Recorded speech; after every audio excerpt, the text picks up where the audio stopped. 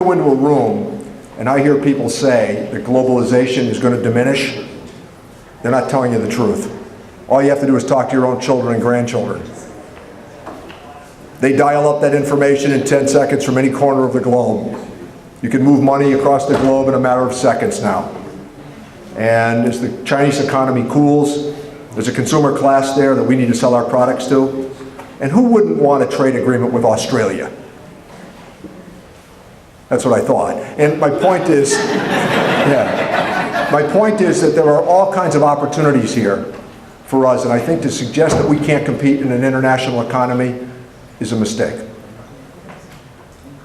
Yes, sir. There was a tariff just applied to Chinese solar panels that are coming in. Can you comment on that? Well, I agree with that, and that's the reason that you needed to have a trade agreement and get them into WTO so that you would have a forum for addressing those sort of disputes. And we've won as many with them as we've lost. But you need to have that opportunity in an international forum to compete with them. One of the things that the Chinese and Indians do is they rob intellectual property.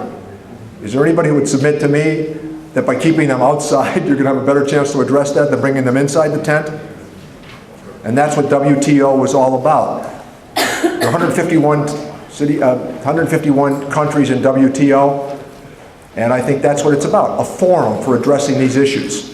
And I think dealing with the Chinese on solar panels is a good example. And we've actually made some headway and some progress on that front. But intellectual piracy is a big deal with the Chinese, and by the way, with the Russians as well. They replicate what it is that we do here, and they sell it at a lower price. Yeah, good question. All set? Let that be the last thing. Thank you all very, very much.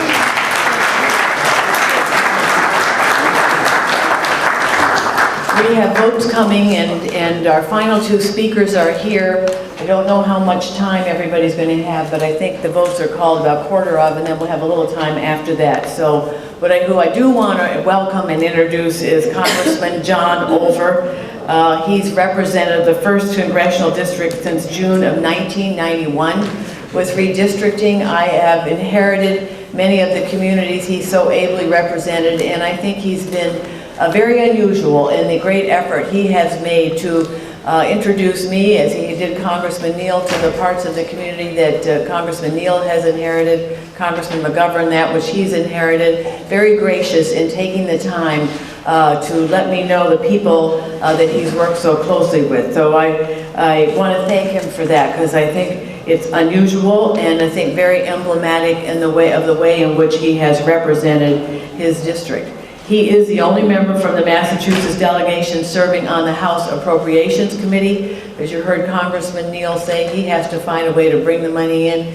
Congressman Olver helps figure out how best to spend it. And he serves on 3 subcommittees: Energy and Water Development, Homeland Security, and is the highest ranking Democrat on the Transportation, Housing, and Urban Development Appropriation subcommittees. As I've gone into his new district, in particular Fitchburg, I've seen firsthand what a difference he has made there, in particular with his lifelong dedication to securing funds to build the Fitchburg rail so that people can commute more easily in and out of Boston for work, play, or whatever. So with that, I'd like to have Congressman Olver come up and speak. We're going to miss him. Thank you.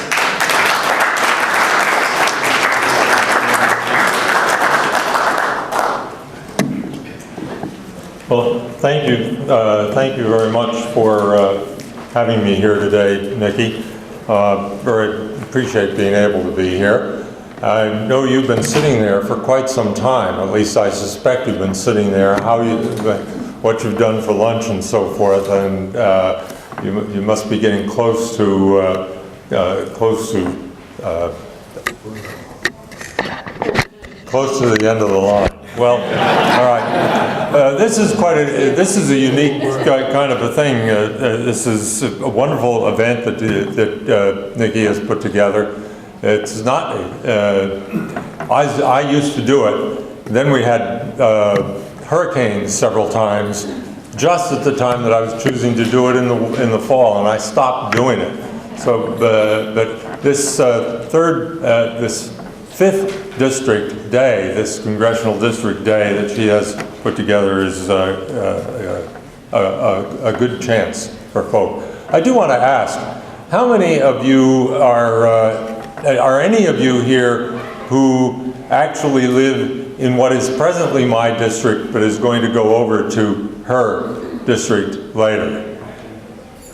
Ah, okay, we do have at least a couple of names of that sort. But I understand that Barney Frank has been here earlier, and he covers the housing and urban development part of the jurisdiction that I have in the appropriating committee, where I, as Nikki has said, am the senior Democrat on the appropriations subcommittee that deals with transportation and housing and urban development.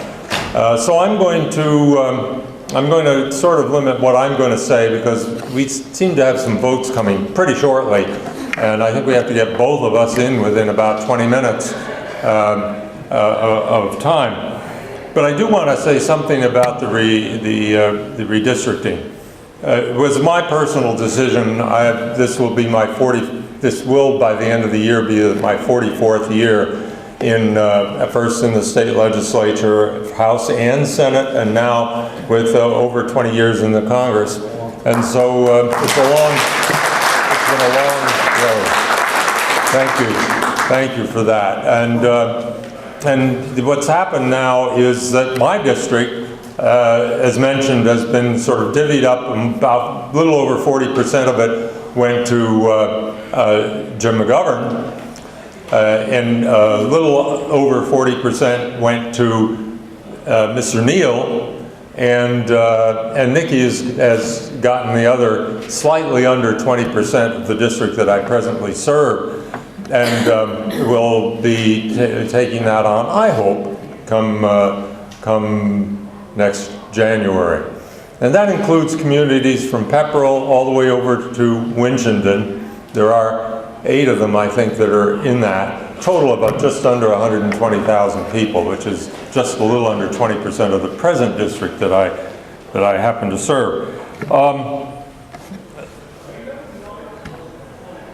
I do want to say that I have served both as a senior Democrat in the years when we were in the minority, but then as chairman of that appropriation committee. It's a lot easier to get things done when you're the chairman of an appropriations committee, for a 4-year period from 07 through 10, and now back as a senior Democrat serving that subcommittee. So I've had a lot of experience in housing, less housing, more in transportation, because transportation was part of the jurisdiction all the way back to 2003, but housing was added in later on in 2007 is when housing was added into that jurisdiction.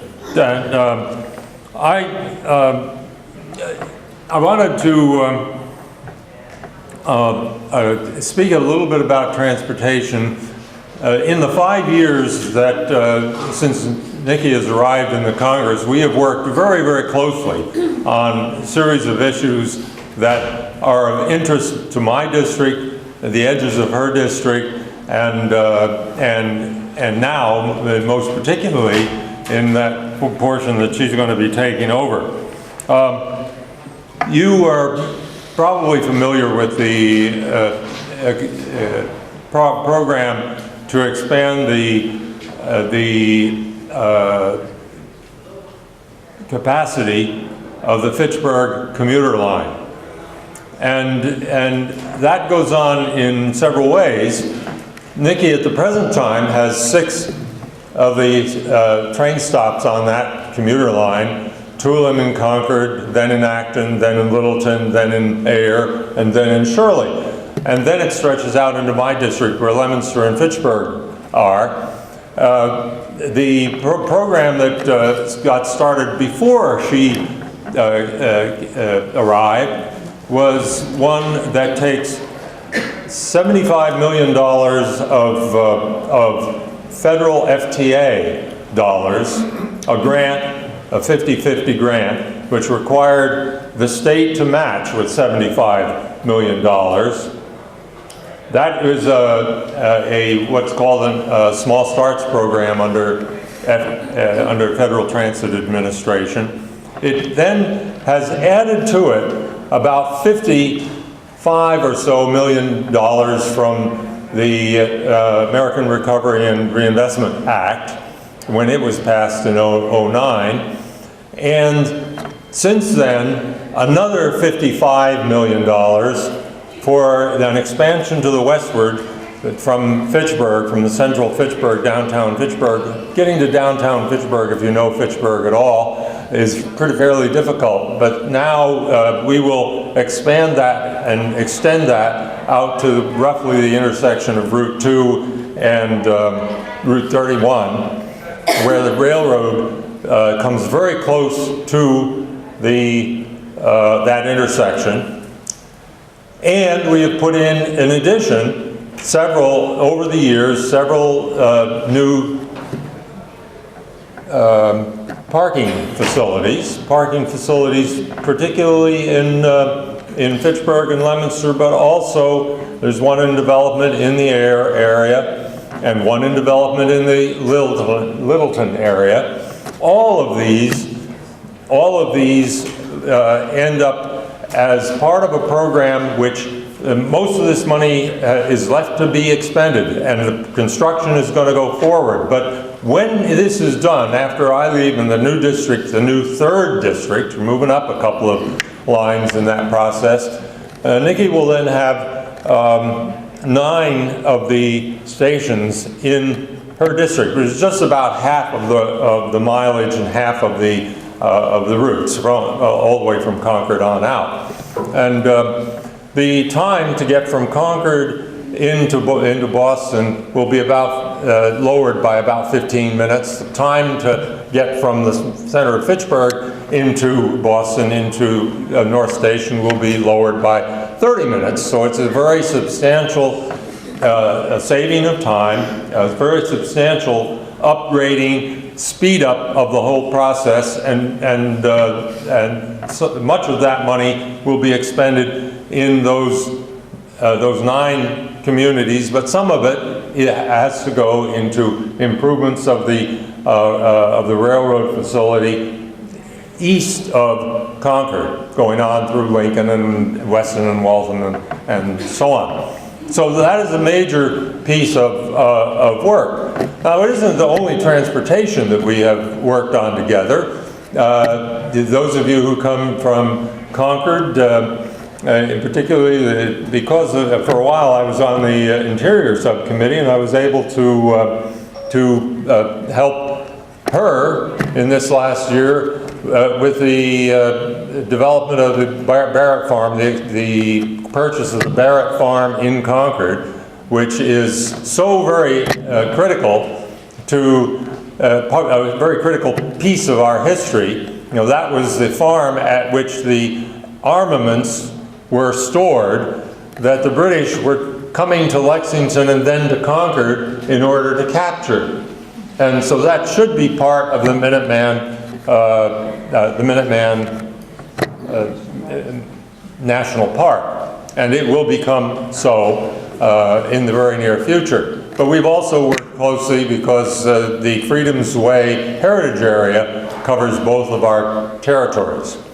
So there is a huge transportation investment being made in the capacity of the line. Presently, 8,000 to 10,000 people per day use that line. I'm expected it will roughly double. We need to do more parking facilities in some of the communities that are also served by it. But even more, we are now working cooperatively on expanding the freight capacity, because the new Patriot Corridor along the old B&M line, which starts in New York State at Mechanicville and runs through to Ayer and then on to New Hampshire and Maine from there, that we have now got started a program which will allow us to bring much more freight in through that. We are doing the feasibility study with new monies that came out of a federal Tiger grant recently that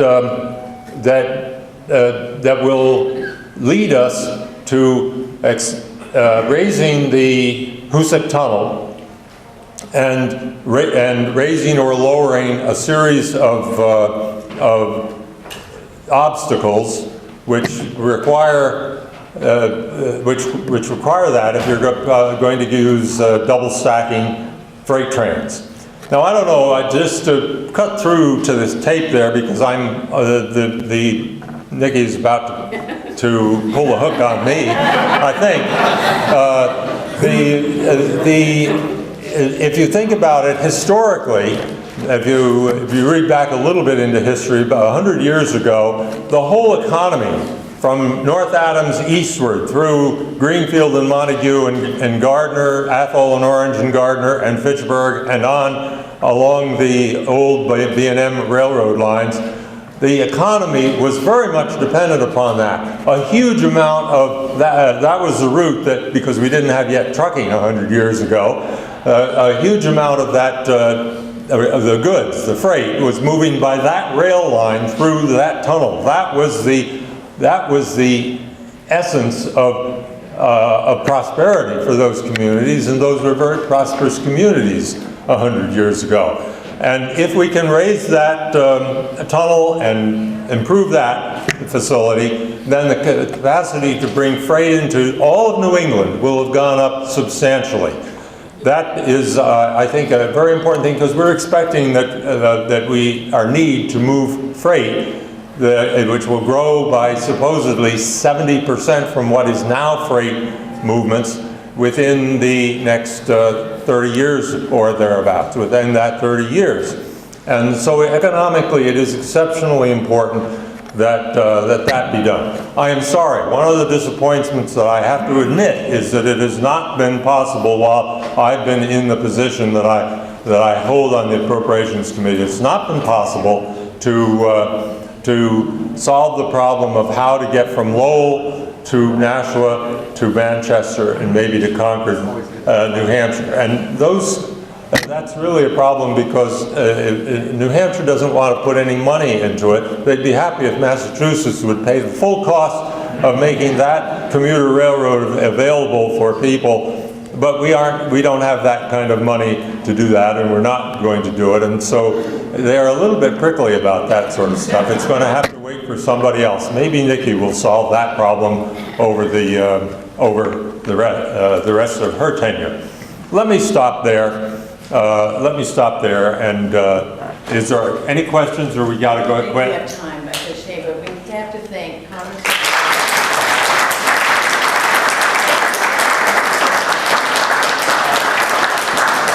For at least the two people who bothered to raise their hands, I am absolutely confident that Nikki will serve the people from Pepperell over through to Winston very well.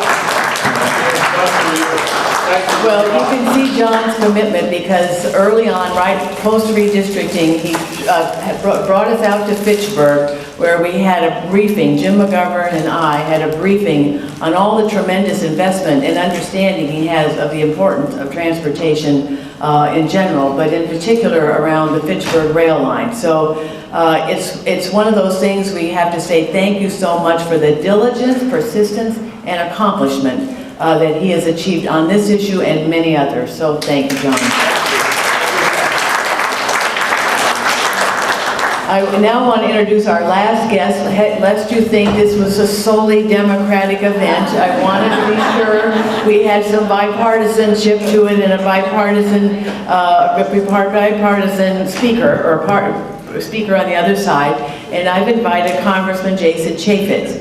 Jason will tell you of his strong connection to Massachusetts. I'm going to let him do that. But I first met Jason on a congressional delegation trip to Afghanistan that I led in 2009. Jason was a newly elected member of Congress. I think he'd been in office about 2 months when I led him and one other member of Congress, Democratic Representative Jared Polis, who I acknowledged a little earlier.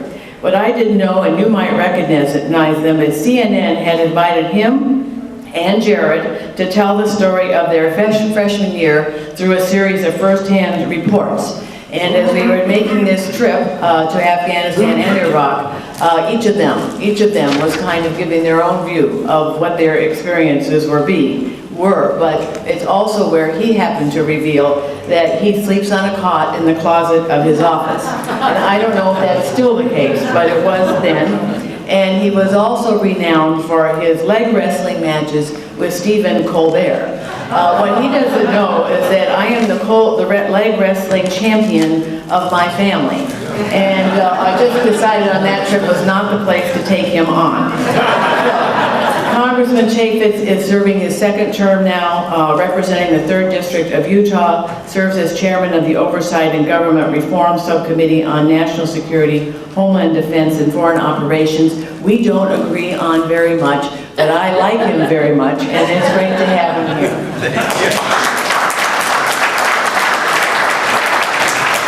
Well, thank you. It's always good to be the token, and I'm sure you're looking at the agenda saying, oh yeah, Chuck Todd, Senator Kerry. I really want to hear that Republican from Utah. I can't wait for that, you know.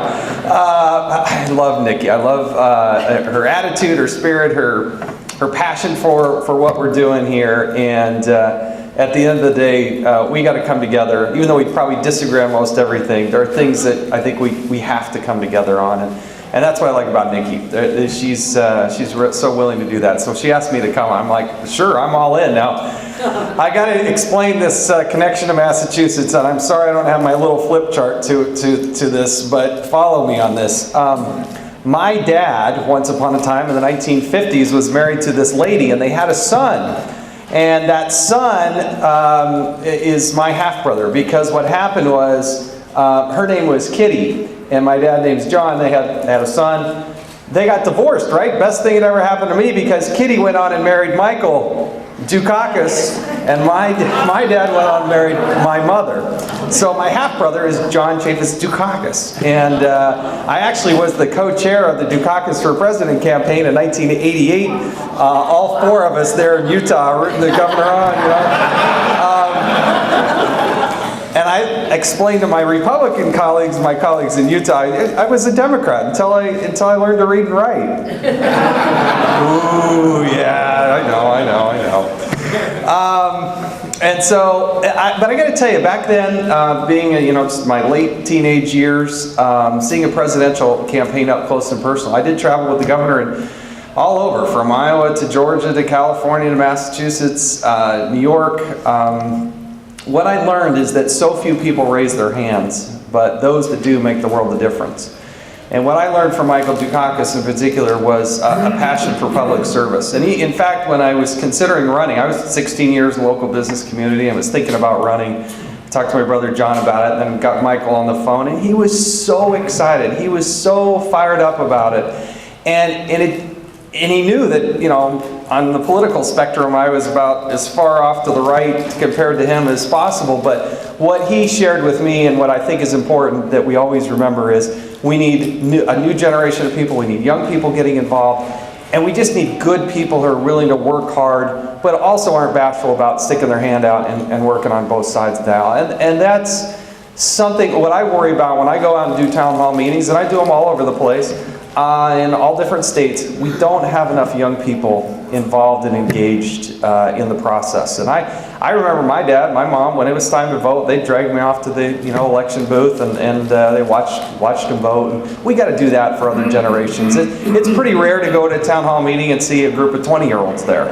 And I know in Massachusetts, I think you have more students per capita than anywhere else in the nation. But I just, my challenge, Republican, Democrat, we just need good people and more people involved. And so, 2 things I just love to leave with you, and we're going to vote here in just a moment. My biggest passion, my biggest concern for this nation is the lack of fiscal discipline. If you spent $1 million a day, every day, it would take you almost 3,000 years to get to $1 trillion. We have to come to grips that when I first came to office, 2009, right? Not too long ago, our debt was about $9 trillion. At the end of this year, it'll be $16 trillion. We pay more than $600 million a day in interest on our national debt. We deficit spend as a nation $4 billion a day. That's the deficit part. We spend about $10 billion a day, but we're having to borrow and deficit spend about $4 billion a day. Now, we're going to have some partisan differences on how you make up that difference, but I'm here to argue with you folks that, listen, you can't sustain this forever. You can't live beyond your means to such a huge, massive degree.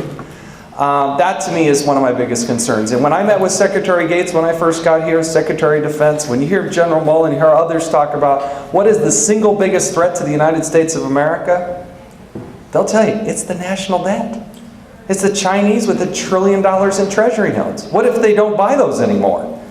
We have to come to grips with that. And I just wanted to share that with you briefly. The other thing where I think there is probably some common ground that I spent a lot of time on, I spent a hearing on this morning, is I'm spending a lot of time on personal privacy issues. I'm really concerned about what the TSA is doing at the airports. I don't think you have to look at my daughter naked in order to secure the airplane. I think we have all too often given up our civil liberties in the name of security. I think we've overstepped that bound. The threat of terrorism is real, but there are better, smarter, safer, cheaper ways to secure airplanes and secure people than what we're doing at the airport. The other thing I'm working on, I have a bill, and I don't know if Nikki's had a chance to look at this, but I'm going to give a pitch right now, has to do with geolocation. You know, it's now the prevalence of smartphones and GPS devices and on your automobile and your iPad and wherever it might be, you can pretty much figure out where you are in the world at any given second. Well, the problem is, so can everybody else. Right now, if you had some spurned lover who lived in Kansas City and you wanted to follow that person, it is not against federal law for you to track and watch that person. I got really deep concerns about this. I think law enforcement should have to go get a warrant in order to track you. They shouldn't just be able to follow you because the technology will allow it. The point I'm taking here is that we have to make sure that we take that Fourth Amendment to our Constitution very, very seriously. And the advent and the expansion of technology is great, but we got to be careful to make sure we maintain a degree of personal privacy. And as an American, I think we have a reasonable expectation of privacy. And just because law enforcement can do it, doesn't mean they should be allowed to do it. And that's a very difficult but weighty decision before Congress. The Supreme Court recently took on a case where the law enforcement put a GPS device on a vehicle and followed it for 28 days. During those 28 days, this guy committed a crime.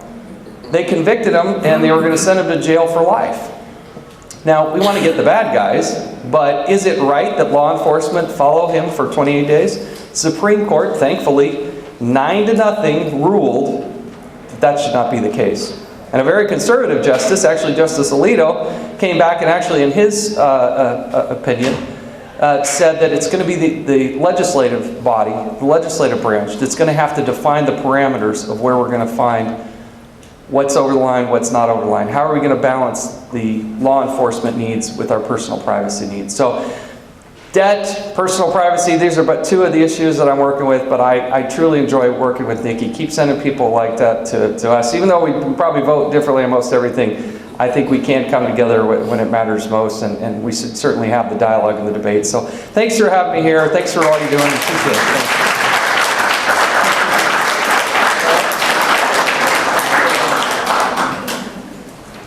Well, that concludes our 5th District Day. It's been so great to have all of you here, and so many of you kind of hang in for, I think, a pretty interesting series of speakers with a lot of very difficult topics being discussed. It sort of tells you the decisions that we make on a daily basis. You know, it's as simple as sometimes one line in a bill can ripple out across this country and have impacts that you aren't necessarily following very closely, but nevertheless have great import. And the obligation we all have to take on this job, to do it as best we can, to commit ourselves to growing and learning, very, very important. And I think you've seen that in everybody who's come here before us today. Again, I want to thank Congressman/Chancellor Marty Meehan for initiating this great effort. The last of the 5th District Days, but I look forward hopefully to earning the right to represent the future 3rd, and we'll host the 3rd District Day before you know it. So thank you all for being here.